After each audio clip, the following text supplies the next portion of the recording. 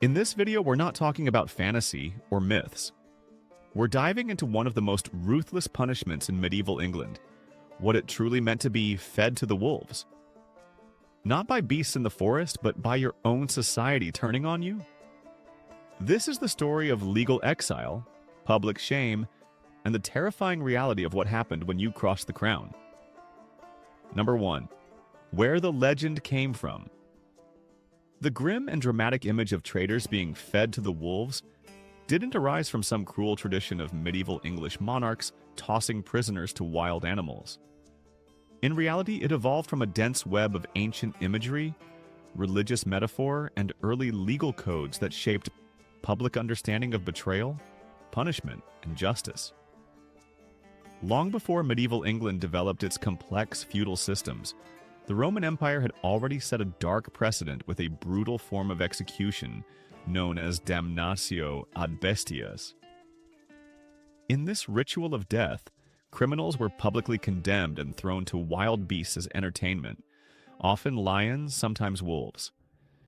It wasn't just a method of execution, it was a carefully choreographed spectacle, one designed to display the crushing power of the state.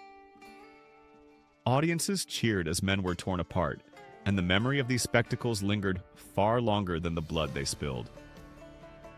When the Roman Empire crumbled, the imagery it left behind didn't vanish. It was picked up and carried forward by Christian chroniclers and theologians who recast the stories to suit their own messages. In Christian literature, the wolf took on a symbolic role that was even more ominous. No longer just a dangerous animal, the wolf became a stand-in for Satan himself. The deceiver, the predator that invades the flock, tears at the faithful, and undermines divine order. Preachers warned of wolves in sheep's clothing, of treachery that masquerades as loyalty. Over generations, these warnings became embedded in the cultural imagination, and the wolf ceased to be a mere animal. It became a symbol of corruption, danger, and lawlessness. By the time medieval England emerged, this symbolic weight had already taken root. But it wasn't only metaphorical anymore. The Anglo-Saxon legal system introduced the concept of caput lupinum, literally wolf's head. It was a chilling designation that marked an individual as legally dead. Anyone branded with it was no longer under the protection of the law and could be killed by anyone, anywhere, without fear of punishment. Calling someone a wolf in this context wasn't name-calling. It was a formal declaration that the person had lost all rights and recognition in society. They weren't to be judged or imprisoned. They were to be hunted. So when later generations spoke of a traitor being fed to the wolves, they were drawing from centuries of accumulated fear, symbol, and legal practice. Not actual animal attacks, but something more terrifying. Sanctioned, total erasure. Number 2, what wolf's head really meant. In the legal system of early medieval England, especially under the customs associated with the reign of Edward the Confessor in the 11th century, the term wolf's head, caput lupinum, wasn't just a dramatic insult. It was an official legal status, and a terrifying one at that. To be declared a wolf's head meant that a person had been fully and completely cast out from the protection of the law. They were, quite literally, no longer considered human in the eyes of society.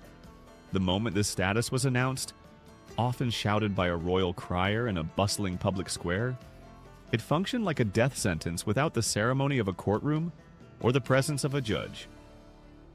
From that instant on, anyone who encountered the person could kill them without hesitation and without any fear of legal consequences.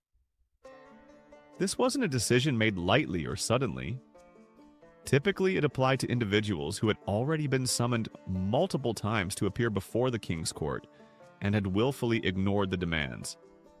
It wasn't simply about avoiding taxes or a local dispute. It was a deep offense against royal authority itself. Repeated absence signaled rebellion, disloyalty, or contempt for the kingdom's justice system. And in a world where the crown was trying to hold together fragile networks of loyalty, any open defiance had to be crushed with both speed and symbolism. Once declared a wolf's head, a man was no longer a citizen or subject. He was considered an outlaw in the most literal sense. He couldn't seek refuge in a church. He couldn't appeal to any authority. He had no right to a trial. The law, instead of defending him, turned against him. Knights, soldiers, local watchmen, and even ordinary villagers were encouraged to hunt him down, kill him, and often claim a reward or status benefit. And that's what made the punishment so frightening. It outsourced justice to the people, making everyone a potential executioner. The comparison to a wild beast wasn't just poetic, it was deliberate and strategic. The law saw the outlaw as someone who had chosen to live outside the bounds of order and reason, and thus no longer deserved to be treated as a man. Killing such a person wasn't viewed as violence, it was seen as pest control. By turning a human into a symbolic wolf, the state gave society permission to act with brutal simplicity. No trial, no last words, no priest.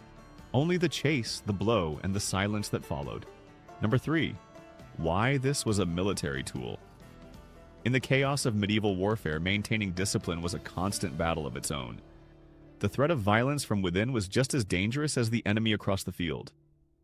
That's why the concept of the wolf's head evolved into one of the most feared punishments, not just for outlaws, but specifically within the military.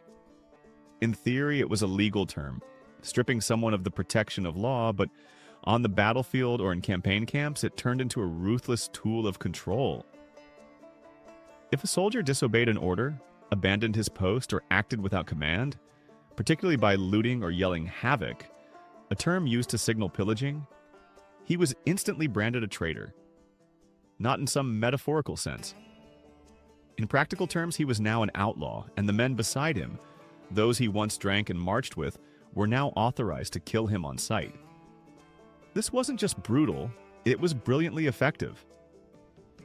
In the noise and confusion of battle, formal trials were impossible, but discipline still had to be enforced swiftly. So instead of waiting for a royal court to decide, captains and field commanders leaned on this ancient legal device. The moment someone was declared a wolf, they were no longer a soldier. They were a threat. And removing that threat didn't require permission. What made this method even more chilling was its social effect. Soldiers knew that one wrong move could mean being marked, hunted, and left unburied. Brotherhood turned to suspicion. Everyone watched everyone else, not just for glory or for loot, but for survival. This fear of sudden, irreversible punishment kept order in a way that no sermon or contract ever could. The wolf's head wasn't just a sentence, it was a weaponized reputation, and in the machinery of war, it served its purpose without mercy. Number 4. Why actual wolves didn't matter. By the late 13th century, the physical presence of wolves in England had all but vanished. These animals, once widespread across the island, were seen not only as a threat to livestock and settlements, but also as symbolic enemies of civilization. During the reign of King Edward I, their extermination became a deliberate state policy. He commissioned hunters, most famously Peter Corby, to conduct organized wolf hunts, particularly in the Welsh Marches, a region viewed as wild, rebellious, and difficult to govern.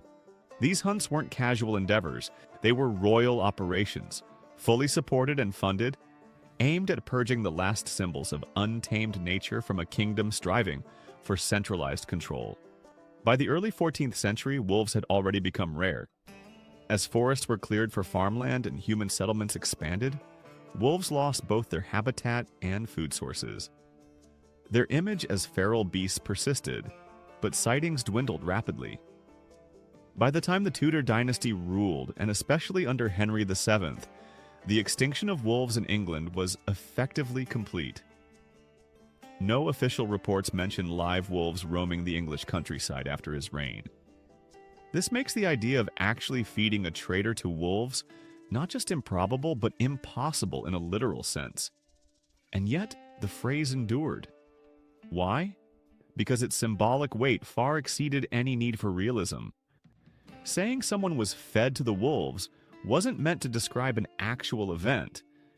It was a powerful way of showing that a person had been completely abandoned, stripped of their rights, and left to be torn apart by whatever forces, human or otherwise, came for them.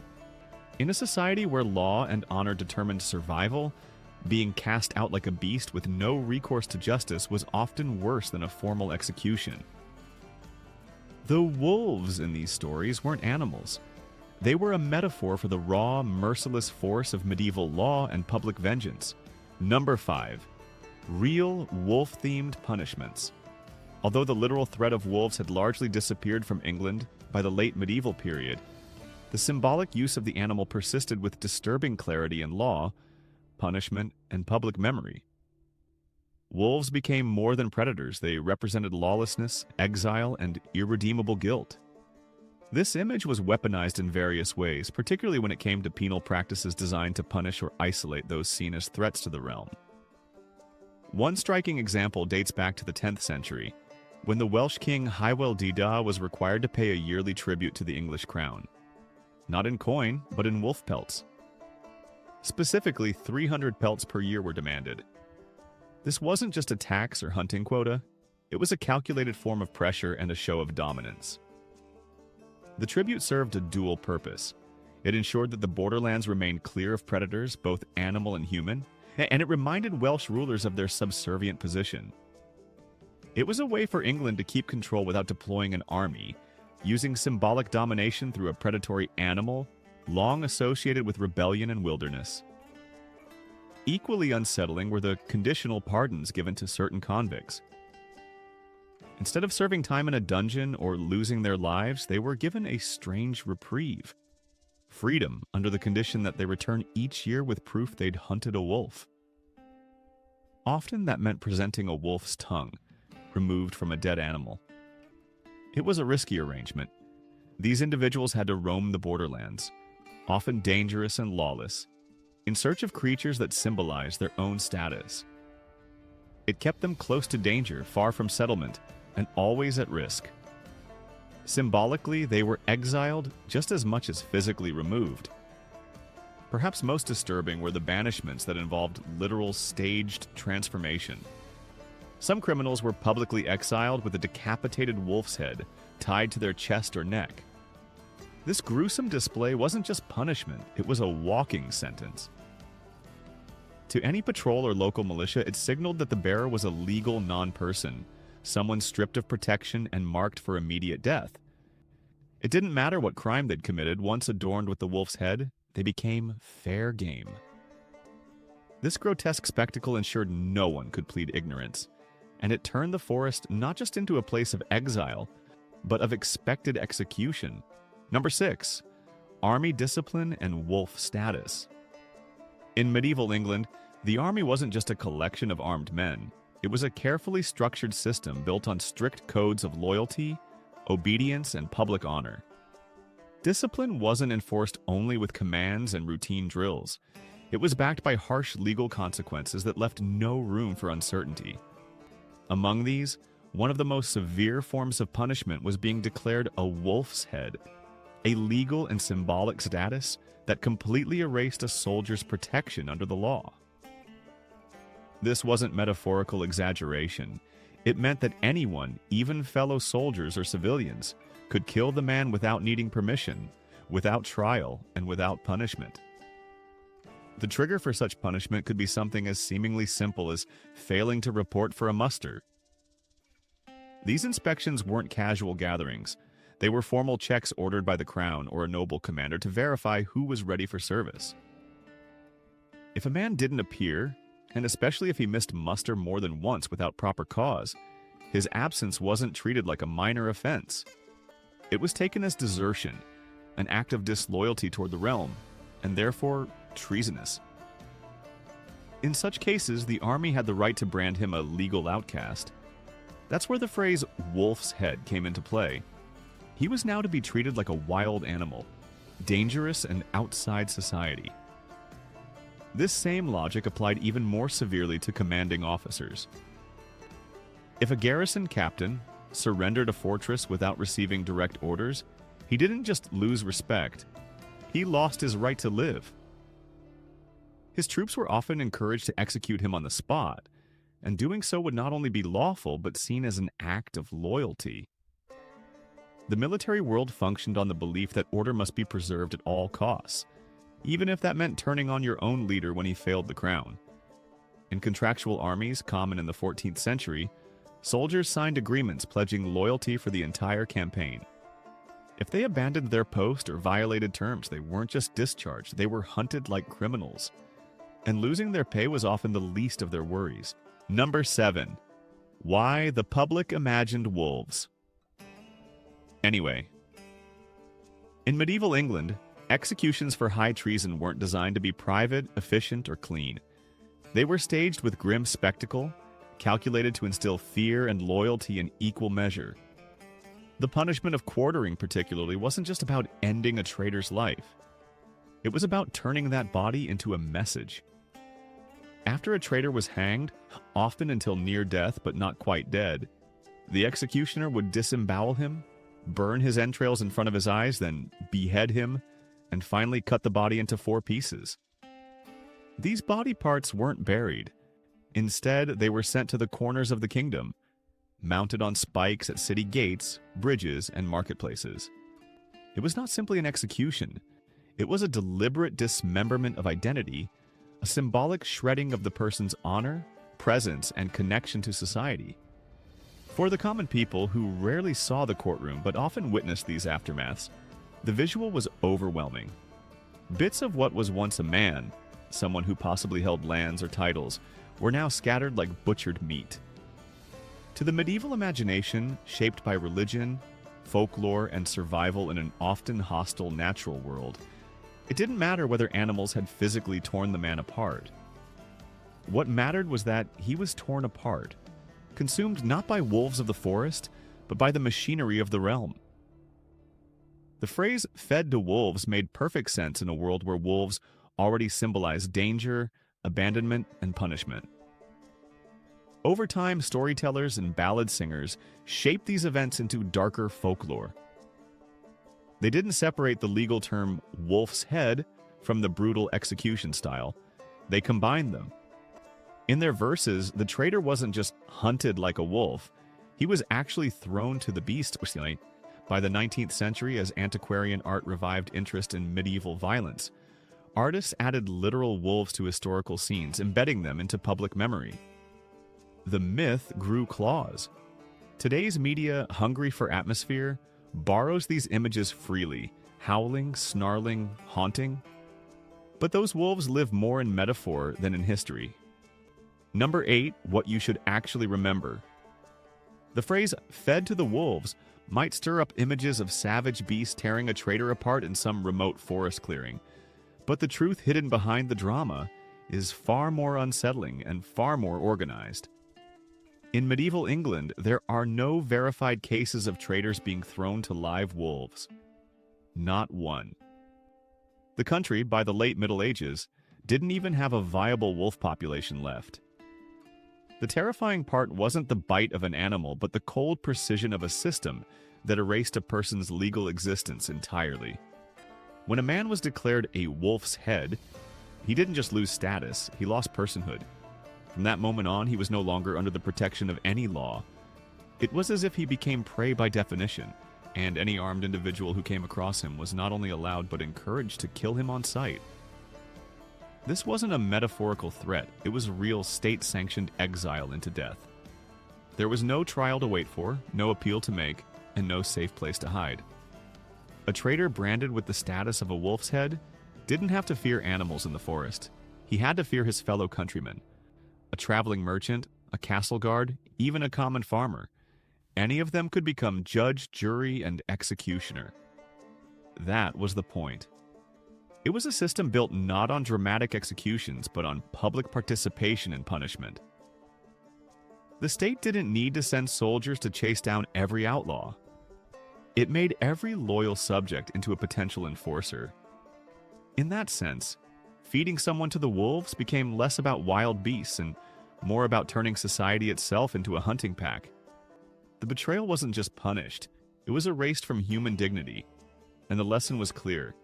Betray the king, and you don't just die. You vanish into a silence where no one dares remember your name.